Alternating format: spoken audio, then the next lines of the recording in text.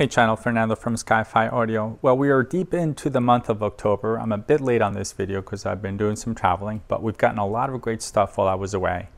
I'm going to spend the next 10 minutes or 15 minutes or so going over what's arrived, what's cool, what's happening, what we have made progress on. I'm going to go tour the shop and bring you guys up to speed. Okay, first and foremost, first time in the shop, these Goldman speakers. I do not know what model they are, but they're pretty cool.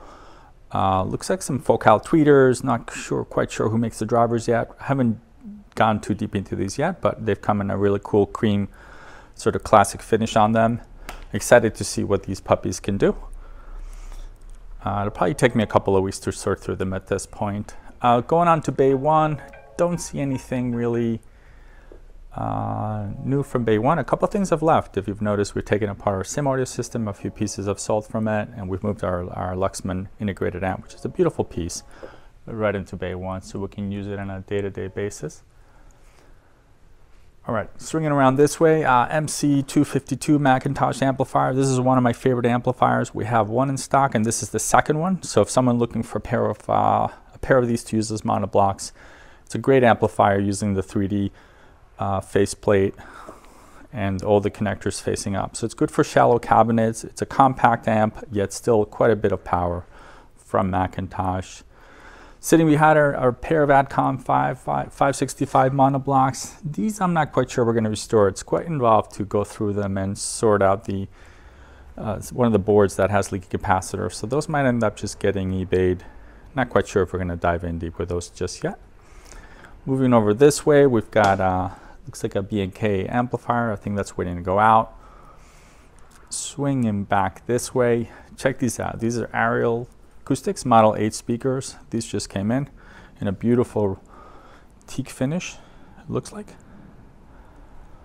Don't know much about these yet, but a very interesting tweeter configuration and some side firing woofers down below. Looks like on our long-term testing bench, we've got an MC2205 amplifier. Beautiful piece. I think 1980s vintage. This one I'm sure we've gone through, and if it's sitting on this bench, it means we're doing long-term testing. And here, just beside it, just arrived the Macintosh Phono Preamp. This is their entry-level Phono Preamp, the MP100. Not much to show on the front, but I'll flip it around for you.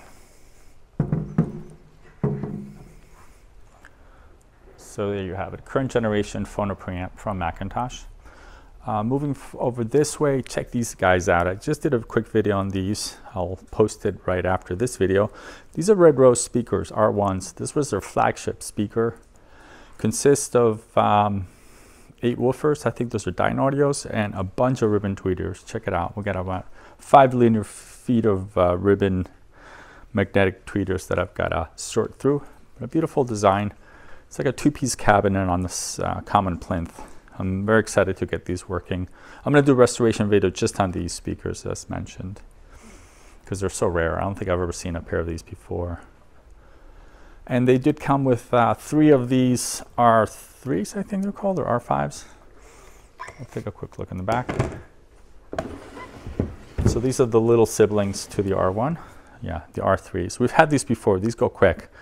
I've got 3 cabinets. I'm going to make one good pair out of 3 speakers, picking the best ribbon, the best woofer, and the best cabinets for the 2. So that'll be a neat build. Sitting next to it is a VPI Scout. This looks like a pretty standard Scout with a gimbal tone arm. And here is another MC2205. We get a ton of these. Lovely amplifier, 200 watts. Solid state amplifier from Macintosh. All right, swinging back this way, looks like a pair of Nakamichi tape decks in different states. This CR7A is a machine that does a wonderful job at playback, but is not going to be sold as a record machine because the auto calibration feature does not work on it. But still, I figured for a lot of people that are just looking for playback, this might be a great machine, and it'll sell about half the cost of what a completely restored CR7A would sell for. There are a couple of components in there that are just end of life. We cannot get. So when the auto calibration system fails, it means we convert them over to essentially playback. They will record, and they'll do a wonderful job recording. It just won't be auto-calibrated. And below it is a Nakamichi Dragon. This one's not quite ready yet, but we're going to have another one ready for you guys pretty soon. These go almost immediately when we list them. So I think in about 2 weeks or so, we'll have another Dragon ready to go, fully restored. Swinging back this way, looks like a Luxman amplifier here is getting some light bulbs. This one's already almost finished. And let me swing around this way. Thorn's TD124, this is a custom build.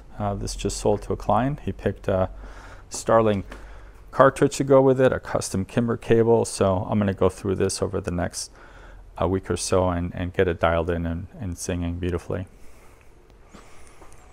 Circling back around this way, today just arrived MC2300 stereo amplifier, vintage from the 1970s, Macintosh.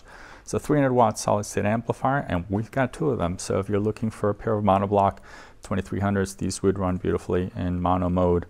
I suspect somewhere like 600 watts or something crazy.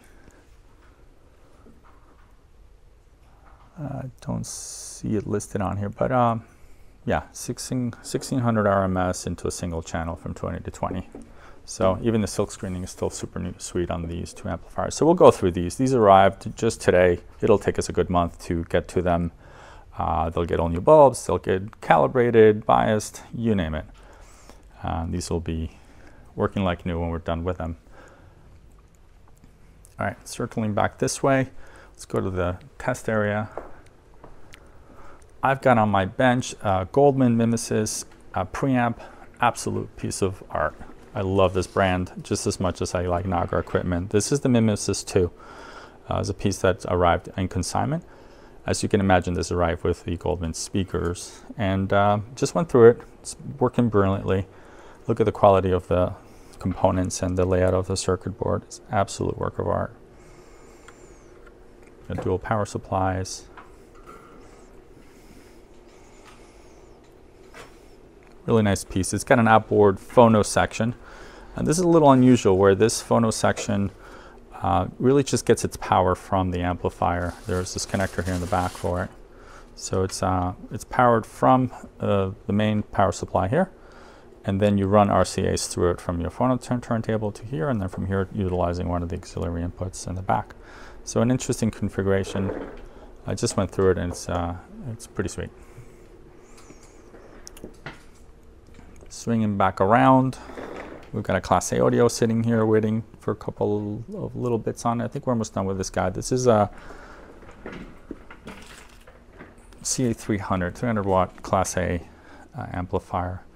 Now look here, we've got a set of Macintosh, early Macintosh mono preamps. What model are these, Ben? C4. C4s.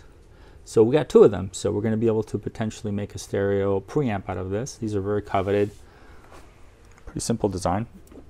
So imagine this was before stereo, so you can kind of see some of the same design languages, C11 and C22s and some of the neat features, but I've never done this before, but we're going to get these probably working together as a stereo pair. And then that looks like a Sony, waiting for some parts. Oh, this also just came in, the Audible Illusions Modulus 3 preamp. It's a 2 preamplifier, outboard power supply, good phono section in it.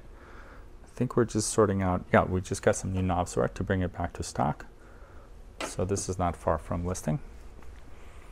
And then going up the chain, nothing here that's new. And Ben is deep at work in Audio Research LS25? LS25 Mark II.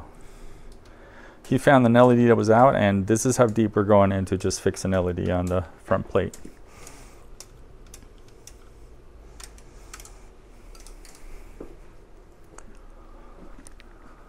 All right, let me see if I missed anything.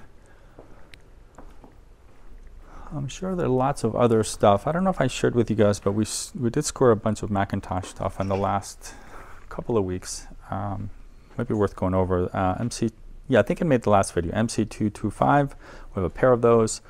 We have a super minty MC240. We were pretty low on sort of this form factor Macintosh amplifiers, and sure enough, over the last couple of weeks, we've caught up quite a bit. So we've got a nice selection here for anyone looking for vintage Mac, but we are running pretty low on tuners and preamps and such from 70s and 80s. But I did spot a C22 that came in recently.